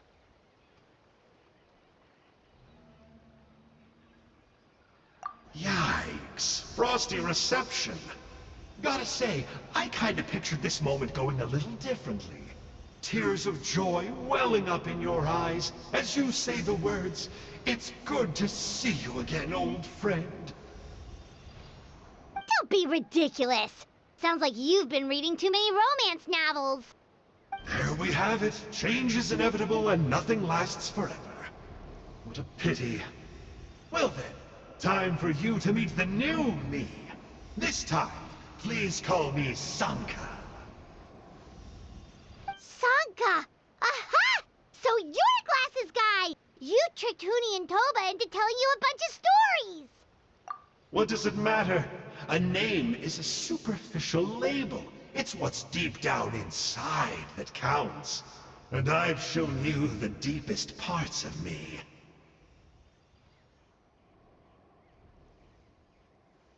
That would explain a lot. Why else would you show up here and start acting like a wise guy? You looking for a fight? I'll pass. I do rather like you, as I've said before. But my one quibble is that you really don't know your own strength. Wait. Of course! You're the one behind all the recent Abyss activity! Let Paimon guess, you've been provoking the Mountain King too! Haven't I told you before? I'm not part of the inner circle who do our Highness's bidding. My interests are far more low stakes. I spend my time digging for truth in ancient doodads and books. You really think a benchwarmer like me is capable of more than that? I investigated him. He's not connected to the recent events. So I struck a deal with him. He helps me summon a rift. I allow him to do some historical research. But that's all over. And now Kinich wants to hand me over to you. Well, I was hoping this would be an opportune moment to whisk away his body. That would have given me some more time to study the great Kahula How. But now I've run into you, which is just my luck. Or maybe I've incited the wrath of the Turnfire, and this is the price I have to pay. But I don't... Wait, does that count? Let me think. How? You are the worst of the worst! Colluding with the Abyss Order against Kinich? How could you betray your partner? There is no betrayal. The almighty Dragon Lord Kahula How is a partner to no one. Don't worry, I told him to act as bait. Yes, and you should have picked a bigger fish. The Abyss Order? Ha! What a joke. Not even a match for our lowly servant. I put up with this toad croaking for days, and it was all for nothing. It looks like your disciplinary measures have been less than effective, Mr. Enjo. What did you expect? Behavioral rehab isn't really our thing. Otherwise, we might as well change our name from the Abyss Order to the Abyss Boarding School. The abysmal disorder would suit you better. Kinich! Dispose of him! He is of no further use to us! Traveler?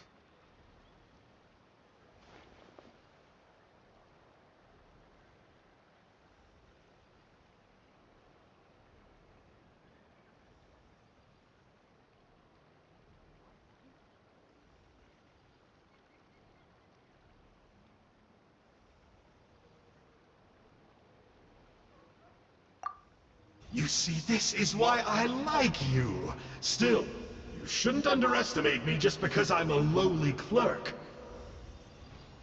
I could never beat you in a straight-up fight, but when it comes to running away, I won't lose to anyone. Do me a favor and remember how fast I disappear. Maybe then you'll show me a little respect next time. Darn! He got away again! Couldn't you have stopped him? It's all right. He's not worth our time and energy. Besides, it seems like he's in debt to a lot of people. I'm sure they'll keep him busy. If you say so. Still, Paimon's kinda surprised that you actually struck a deal with someone from the Abyss Order. To borrow that guy's words, names are superficial labels. Whether you call it the Abyss Order or anything else, it's a broad generalization at best.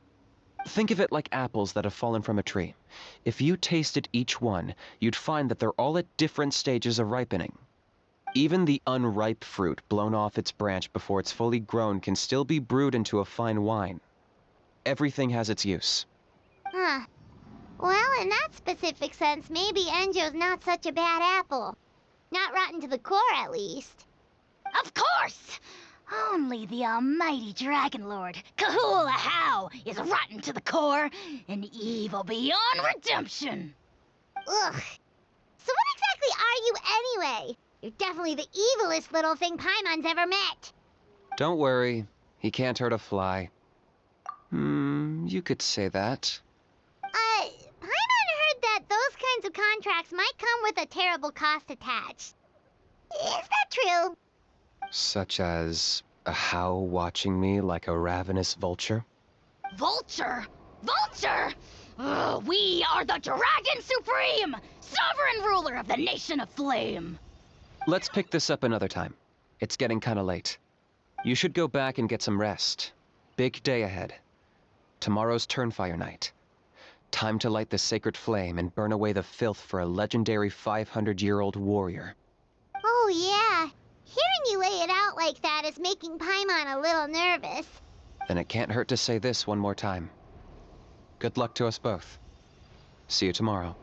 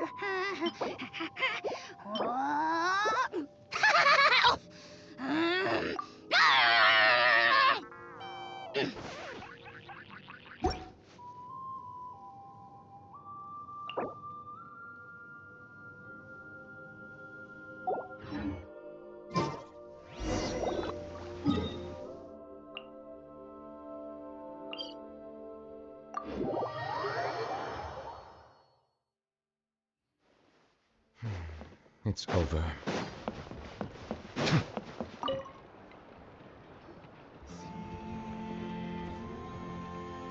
At long last, you're back.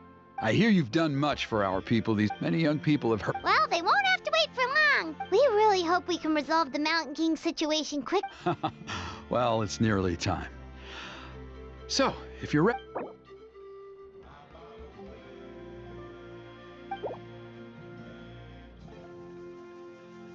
Of course, there's no...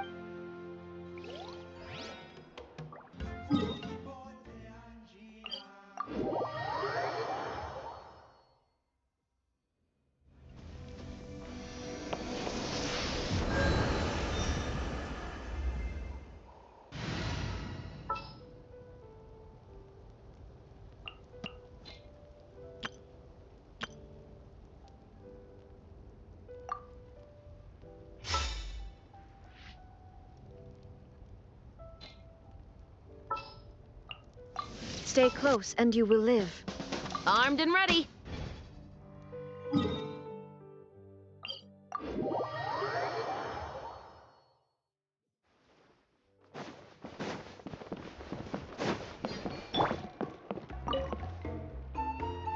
Are you ready? Off we go!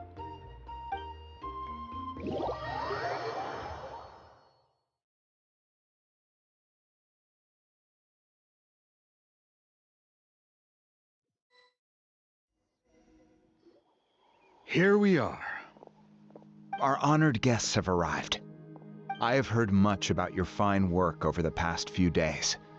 I hope you'll allow us to thank you properly after tonight. Don't worry about it. Getting this huge venue ready must have been a huge task. No need to make extra work for yourselves on our account. Oh, if it means getting the Mountain King issue resolved, no cost is too great to bear. A resolution will come in due course. But every great fire starts as a tiny spark. No one would disagree with you if that were possible, Chief. but it's been far too long since we've seen a real step forward. Look around you. Can't you see how our numbers have dwindled since the last Turnfire night? The ceremony was arranged on short notice. Many are away from home and could not make it back in time. That may be so, but... Good evening, Traveler in Paimon. Kinich! Not a moment too soon. Chief Wayna, Elder Trinidad, could you give us a minute? I'd like to give the... Very well, but make it quick. Let me know when you're done and we will begin the ceremony. Let's step to the side. Has anyone gone over the key steps of the ceremony with you yet? Yeah, Elder Trinidad did, but, What a surprise! The flying ant has an ant-sized brain. If you don't want your tongue to be burned off by the sacred flame tonight, I suggest you stay quiet. See those sacred flame pillars? Once you've lit the fire, go light each one up in turn. Once that's done, head down into the cave where the Mountain King slumbers, light the braziers along the way, then bring the flame to the final altar. Then the ceremony is complete. that sounds simple enough. The process isn't complicated, but remember, you mustn't turn back at any point. If you miss a pillar, you can't light the next one, then come back to it. You have to keep moving forward, or it's seen as disrespecting our ancestors. If that happens, you won't receive the blessing of the Turnfire, and you'll have to start over. I made you a diagram that summarizes the steps. Take a look.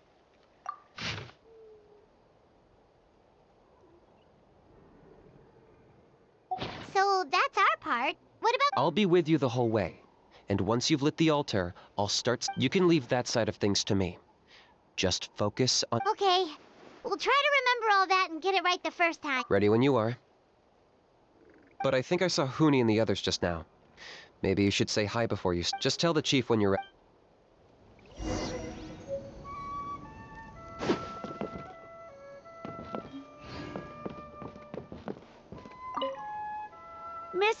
Although I got thinking last night, and I realized, if the lesson of Malipo is to look forwards, then I should accept that my book is gone and start anew.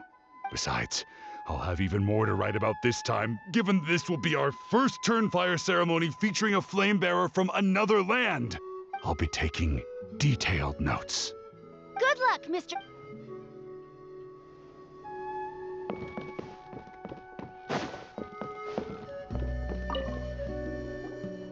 How are you doing? I'm counting on you. By past fuel and present flame, life marches ever on. My brothers and sisters, the time has come to light the fire once again, and let the Turnfire night shine bright in Huitztlan.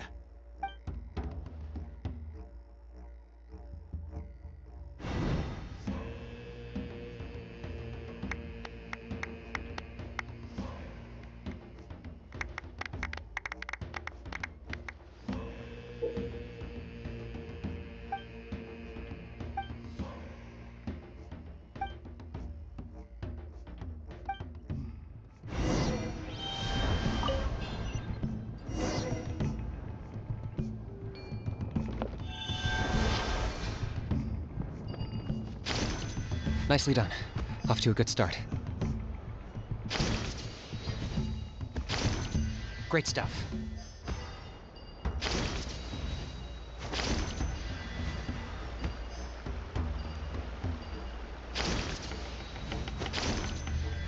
You're over halfway. Keep it up.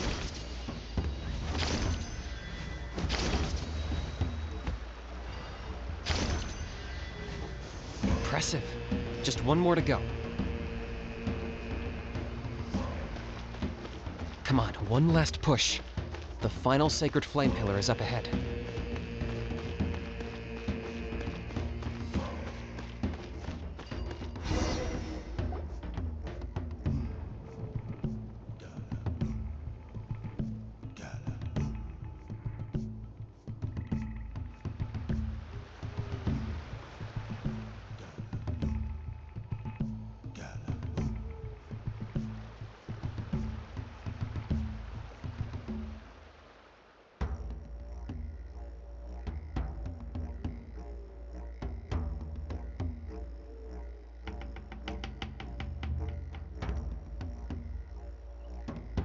Great. All the pillars are alight. Next, it's down into the canyon and head for the Mountain King's cave.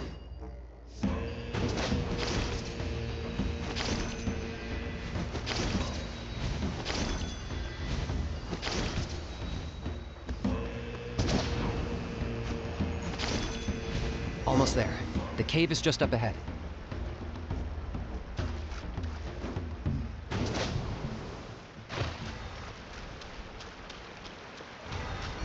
The Abyss presence is growing strong.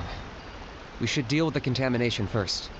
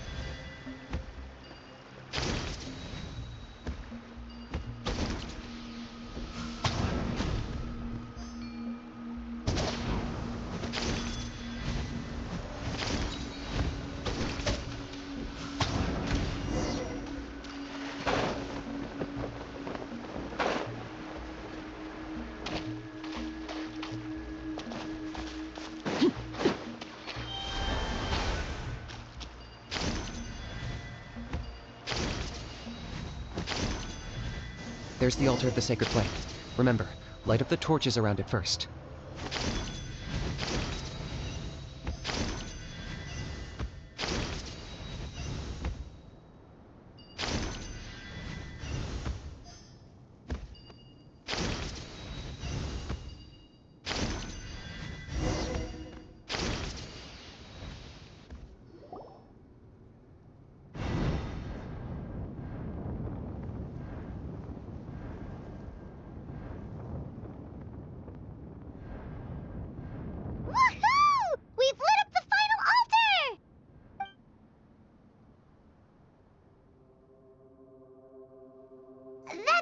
King up ahead, right? That's him. Kangamato, king of the Yumkasaurs from 500 years ago. He's very powerful. Paimon can tell. He is huge. Let's tread carefully. We don't want to wake him up. You've made it at last. You did even better than I expected. Traveler, now comes the final and most important step of the ceremony. There's no need this time. Hmm? Such strong abyssal power. What is that thing? Kinich, what is the meaning of this?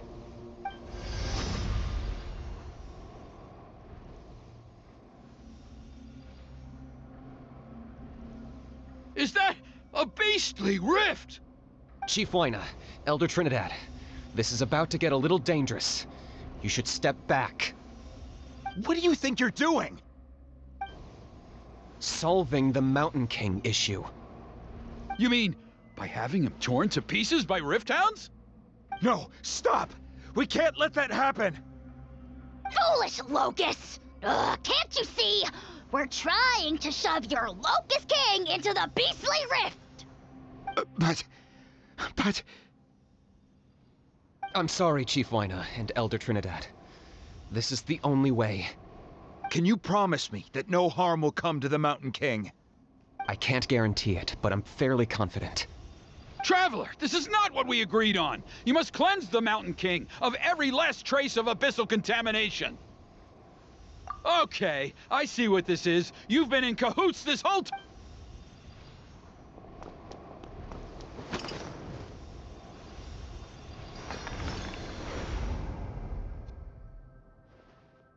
Ugh, you imbecile! What have you done? Oh no! The device is destroyed! You forced my hand. I had no Elder Trinidad! What are you doing?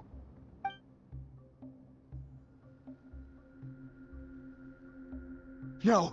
The Mountain King is waking up! He will cause even more casualties! Everyone, out! Now!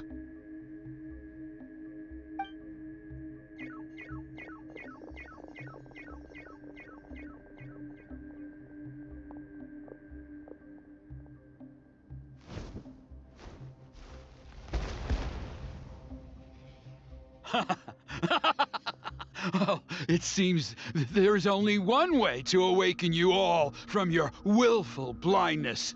More sacrifices must be made.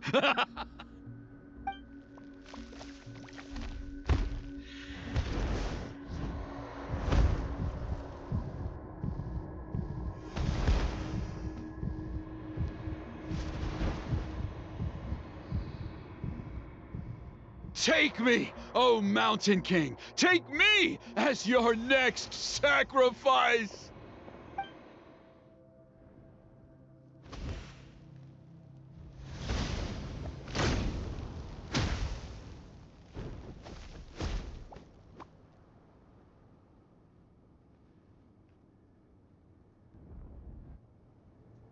Everyone's still outside. We have to keep the Mountain King here. Give me a hand.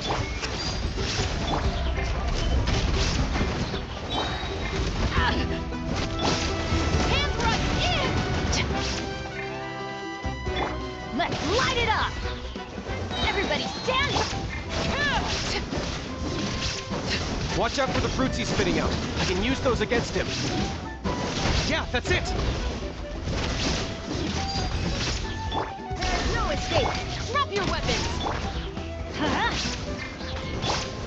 I got him cornered!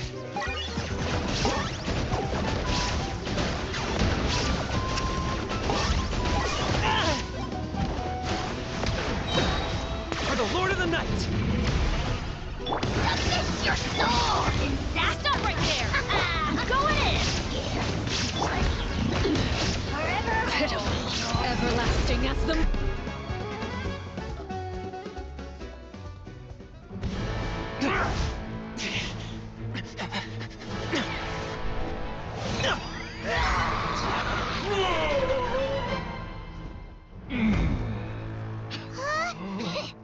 What do we do? We can't open the rift!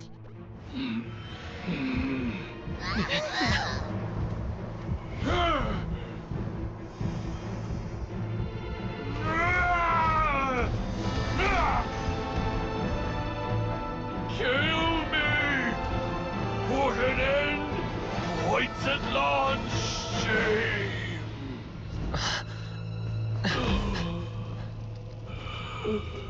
By past fuel and present flame, life marches ever on.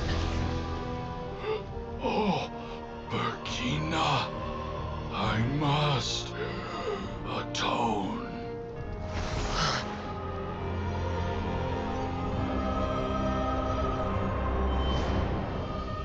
Patience. We will answer to the fire for all our deeds. Even if one day I fall behind, never look back. Keep moving forward, as we are now.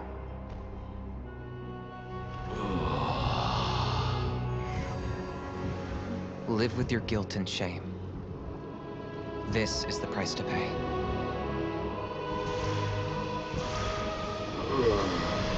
Heir to the Turnfire, please use my ruined vessel to train the heroes of the future.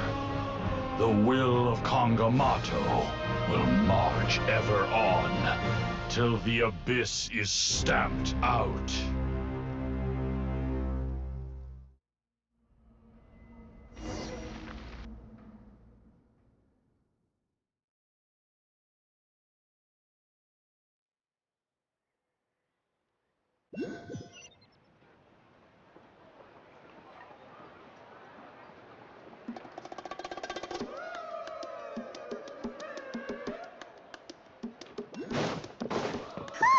Pretty eventful day yesterday, huh? Paimon wonders how things are doing now. Let's go ask the chief! Traveler, you've come at just the right time. I have some good news for you. Trinidad's condition is stabilized. He suffered burns on much of his body, but we believe he'll survive. Guess that's the best news we could hope. Paimon has to ask, is everyone in your tribe such a risk taker? We're simply not afraid to charge ahead into the unknown. He's fine. Don't worry. He's gone to check on the Mountain King.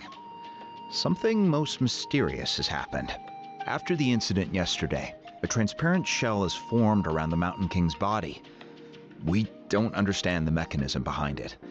It is somewhat akin to a scab, in that it stops the abyssal energy within him from bleeding out, while also preventing further abyssal energy from seeping in and infecting him. We've never seen anything like it. The tribe's most senior elders believe it was caused when he was burned by the sacred flame. I think their theory makes sense. After all, we've never thrown the Mountain King directly into the sacred flame before. Wow. So it's made a barrier against abyssal energy? That...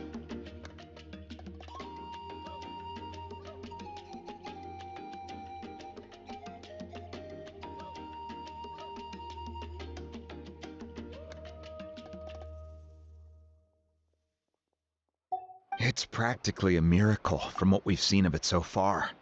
It means that the Mountain King's level of abyssal energy is now stable. No longer will we need to perform an annual cleansing ceremony. Wow, that's amazing! I know what you're thinking. The young people in the tribe are already speculating that yesterday's ceremony was a Turnfire night like none other in our history. Because you and Kinich, you summoned the very flame that appears in our ancient legends. A great transparent ball of fire. And that fire is what saved the Mountain King. Whoa! So that was the real Turnfire? I may be the chief of this tribe, but I've only ever known the Turnfire as a concept. If anyone can answer it, I suspect it would be the bearer of the Malipo name. Ah, so Kinich then. Why don't we...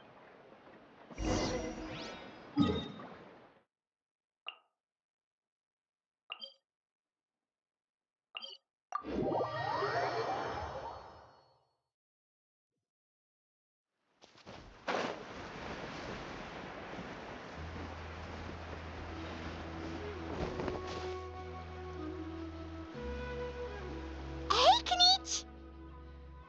Hey yourselves. You two doing up? We were gonna ask you the same question. You scared Paimon? Sorry, I couldn't just stand and watch the Mountain King get burned alive. So you thought you'd try and extinguish the sacred flame with Dendro? Or is that an attempt to make the almighty Dragon Lord Kahulahow die of laughter? The sacred flame only possesses a fraction of the Pyro Archon's power. It's not as if I was fighting the Pyro Archon herself. Kinich, when you went into the flames, were you intending... Intending to sacrifice myself? Of course not. My focus was on keeping the Mountain King alive, not on what it would cost. But now I'm curious. What? Well, because everyone's saying the Turnfire is what saved the king last night. And Ponche's theory was that summoning the Turnfire is a tit-for-tat exchange, right? So, Paimon thought you decided to pay for it with your life. So you've heard... I'm afraid I can't say for sure. What happened yesterday was a first for me, too. Well, even if you don't know, there's probably no one in the world who does. What I would say is, if that really was the power of the Turnfire, I'd sooner believe that the Mountain King summoned it himself. The Mountain King? Then, what price did he pay? The core meaning of price is not atonement or compensation, but what you're willing to give up in order to obtain what you want. It's easy to die for your sins. Much harder to live with the guilt and keep on going. In the end, the Mountain King chose the latter option. For Burkina and for the tribe. That's the price he paid. Alright, so how is the Mountain King doing now? Health-wise, there's nothing to worry about. He'll enter a fighting stance whenever we set foot in his territory. But his attacks are gentler now and not as crazed as before. Like he said yesterday, he just intends to be a sparring partner for people to practice with. Yeah, I tried communicating with him again, but he didn't respond. We dare say that Locust King has well and truly lost its mind. The lights are on, but nobody is home. Its body remains fighting fit thanks to the perverse power of the Abyss, but time has been less kind to its soul. It was ground to a pulp long ago. But we saw him come back to his senses yesterday. That was merely one last burst of brain activity before it croaked. As you humans would say, it went out with a bang. Oh, come on! Stop being such a doomer. Paimon bets the Mountain King has finally let go of the tragedies of the past now, and that's why he doesn't have time to chat with us. He's too... Well, at least it means my fellow tribespeople can move forward now, too. Thank you for your help, Traveler. I owe you one. Yeah, that's right. You caught Enjo for us, remember? But he ended up being completely useless. It's not a fair trade if you lost out. That's on him. It's not your fault he's useless. Besides, we're friends now. You don't know us anything. Friends? But your friendship is an even more valuable gift. I can't in good conscience accept it for free. So promise me, if you need anything in the future, you'll come to me. For you, I'll do anything.